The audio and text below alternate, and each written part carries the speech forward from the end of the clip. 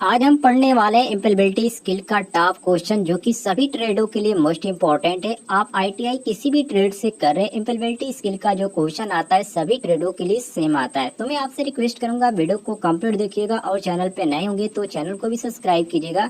Daily आपको इस तरह के क्वेश्चन मिलते रहेंगे। तो आइए आज का क्वेश्चन शुरू करते हैं।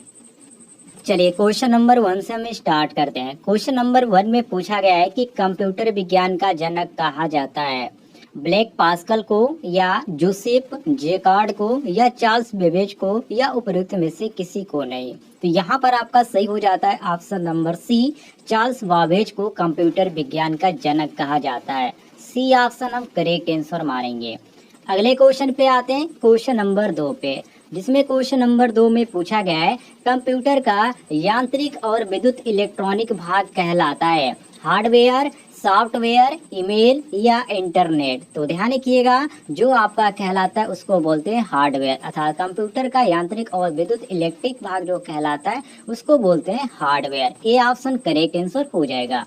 अगले क्वेश्चन पे हम आते हैं, क्वेश्चन नंबर 3 पे, जिसमें पूछा गया है कि सबसे पहला माइक्रो कंप्यूटर है। तो सबसे पहले जो माइक्रो कंप्यूटर आया था उसका नाम था अल्टेयर, जो कि 8800 के नाम से जाना जाता था। तो हम ए ऑप्शन क्वेश्चन के अनुसार करेक्ट आंसर मारेंगे। अगले क्वेश्चन पे आते हैं, क्वेश्चन नंबर 4 पे, जिसमें कहा जा रहा है कि बेसिक कंप्यूटर भाषा आई प्रथम पीढ़ी में या द्वितीय पीढ़ी में या तृतीय पीढ़ी में या चतुर्थ पीढ़ी में। तो दोस्तों बेसिक जो कंप्यूटर आई थी वो आपका चतुर्थ पीढ़ी में आई थी, जो कि ऑप्शन में यहाँ पर डी दिया गया है। तो हम क्वेश्चन के अनुसार ऑप्शन नंबर डी बिल्कुल करेक्ट आंसर मारेंगे। आइए अगले क्वेश्चन पे आते हैं, क्वेश्चन नंबर 7 पे, जिसमें क्वेश्चन में पूछा गया है डिजिटल कंप्यूटर किस सिद्धांत पर आधारित है, गणना के या मापन के या विद्युत के या लॉजिकल के। तो ध्यान रखिएगा, डिजिटल कंप्यूटर जो आपका किस सिद्धांत पर आधारित है, तो ये जो आपका है गणना के सिद्धांत, मतलब कि संकलन करना। तो ये आपका जो आपका सही हो जाता है, option number A correct answer हो जाता है। अगले क्वेश्चन पे आते हैं, क्वेश्चन नंबर 8 पे, जिसमें क्वेश्चन में पूछा गया है निम्नलिखित में से कौन सी कंप्यूटर भाषा नहीं है, जैसे कि फोर्टेन, बेसिक, लोटस और यहाँ पर कोम्बोर। तो देखिए दोस्तों, यहाँ पर आपका सही हो जाता है ऑप्शन नंबर सी, जिसको हम लोटस के नाम से जानते हैं। तो क्वेश्चन के अनुसार हम सी ऑप्शन करेक्ट आंसर मारेंगे।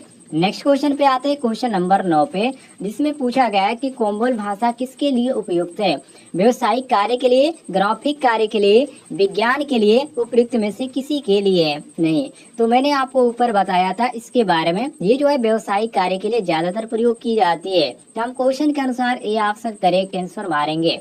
नेक्स्ट क्वेश्चन पे आते हैं, क्वेश्चन नंबर 10 पे, जिसमें क्वेश्चन में पूछा गया है फोर्टेन किस क्षेत्र में उपयोगी है, व्यवसाय में, रेखाचित्र में, विज्ञान में या उपयुक्त में से किसी में नहीं। तो यहाँ पर आपका सही हो जाता है ऑप्शन नंबर सी, जिसको हम विज्ञान बोलते हैं। तो क्वेश्चन के अनुसार हमारा सी ऑप्शन करेक्ट आंसर हो जाता है, ध्यान रखिएगा। अगले क्वेश्चन पे आते हैं, क्वेश्चन नंबर 11 पे, जिसमें क्वेश्चन में पूछा गया है एक बाइट में कितने बीट होते हैं, 10, 12, 6 या 8। तो ध्यान रखिएगा, एक बाइट में कितने होते हैं, तो यहाँ पर आपका 8 होते हैं। तो हम क्वेश्चन के अनुसार मारेंगे ऑप्शन नंबर डी बिल्कुल करेक्ट आंसर। नेक्स्ट क्वेश्चन पे आते हैं, क्वेश्चन नंबर 12 पे, जिसमें क्वेश्चन में पूछा गया है कंप्यूटर की मेमोरी में कौन से चिप्स होते हैं, रैम, रोम या प्रोम या उपयुक्त सभी। बहुत इजी क्वेश्चन है, इसमें जो आपका होता है ये सभी होता है जो कि कंप्यूटर में यूज किया जाता है। अलग अलग क्षेत्र में इसका अलग अलग उपयोग है। तो यहाँ पर क्वेश्चन के अनुसार जो सही हो जाता है ऑप्शन नंबर डी बिल्कुल करेक्ट आंसर। अगले क्वेश्चन पे आते हैं, क्वेश्चन नंबर 13 पे, जिसमें क्वेश्चन में पूछा गया है लाइन प्रिंटर की गति की इकाई है, लाइन प्रति मिनट या कैरेक्टर प्रति मिनट या पेज प्रति मिनट या उपयुक्त में से कोई नहीं। तो यहाँ पर आपका जो सही हो जाता है ऑप्शन नंबर ए बिल्कुल करेक्ट हो जाता है, लाइन प्रति मिनट, अर्थात ए ऑप्शन क्वेश्चन के अनुसार करेक्ट आंसर हो जाता है। आइए क्वेश्चन नंबर आते हैं 14 पे, जिसमें क्वेश्चन में पूछा गया है कि इंटीग्रेटेड सर्किट चिप पर किसकी परत होती है, सिलिकॉन की या निकेल की या आयरन की या उपयुक्त में से किसी की नहीं। तो यहाँ पर आपका सही हो जाता है ऑप्शन नंबर ए सिलिकॉन की। ये ऑप्शन हम क्वेश्चन के अनुसार करेक्ट आंसर मारेंगे। क्वेश्चन नंबर आते हैं 15 पे, जिसमें क्वेश्चन में पूछा गया है कि इंटीग्रेटेड सर्किट चिप यहाँ पर क्वेश्चन को ध्यान से पढ़िए। पूछा गया है इसमें कि इंटीग्रेटेड सर्किट चिप का विकास किसने किया था, मतलब किसके द्वारा इसका विकास हुआ था। तो J.S. किबली ने इसका विकास किया था, जो कि ऑप्शन में सी दिया गया है। तो हम क्वेश्चन के अनुसार option number C correct answer मारेंगे। यदि आपको किसी भी क्वेश्चन में किसी भी प्रकार का डाउट होता है तो आप कमेंट में पूछ सकते हैं, आपको जानकारी मिल जाएगी। फिलहाल दोस्तों मिलते हैं नेक्स्ट वीडियो में।